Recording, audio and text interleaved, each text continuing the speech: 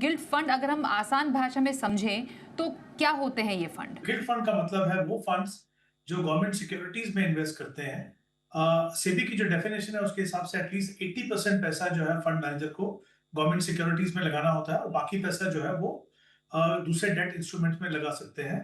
साथ ही ये भी जानना जरूरी है कि गिल्ट फंड के दो कैटेगरीज हैं। एक तो नॉर्मल जो गिल्ट फंड्स है जिसमें जो मेच्योरिटी ड्यूरेशन है वो अक्रॉस मेच्योरिटीज है, और दूसरे वो है जहां पे कॉन्स्टेंटली 10 साल की मेच्योरिटी रखी जाती है।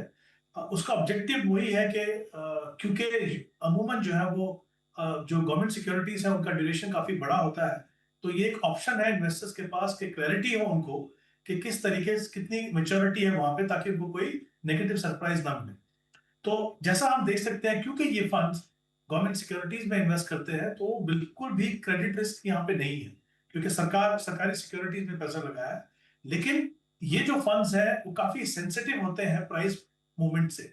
जब भी इंटरेस्ट रेट में मूवमेंट होता है, इनके जो प्राइसेस हैं उनमें काफी मूवमेंट होता है। वो इसलिए होता है, जैसे मैंने कहा, कि जो गवर्नमेंट सिक्योरिटीज है उनकी मेच्योरिटी ड्यूरेशन जो है वो काफी लंबी होती है। इसका मतलब ये है कि जब इंटरेस्ट रेट नीचे जाएंगे, क्योंकि इनवर्स रिलेशनशिप होता है इंटरेस्ट रेट और बॉन्ड प्राइसेस में, तो जो गिल्ट फंड्स हैं उनके रिटर्न्स काफी अच्छे होते हैं। और वैसे ही जब इंटरेस्ट रेट ऊपर जाते हैं तो गिल्ट फंड के रिटर्न जो है वो कम हो जाते हैं और कभी कभी शॉर्ट टर्म में नेगेटिव भी हो जाते हैं। तो अगर आप ऐसी इन्वेस्टमेंट ऑप्शन देख रहे हैं जहां पे आपको बिल्कुल भी क्रेडिट रिस्क नहीं चाहिए, लेकिन अगर आप ये समझते हैं कि उसके जो अटेंडेंट रिस्क है वोलेटिलिटी के because of interest rate movements, दूसरी बात, अगर आप सही इंटरेस्ट रेट साइकिल के समय इन्वेस्ट करें तो गिल्ड फंड आपके पोर्टफोलियो का एक अच्छा हिस्सा हो सकते हैं, इंपॉर्टेंट हिस्सा हो सकते हैं, स्पेशली जो एलोकेशन आप डेट फंड्स को कर रहे हैं।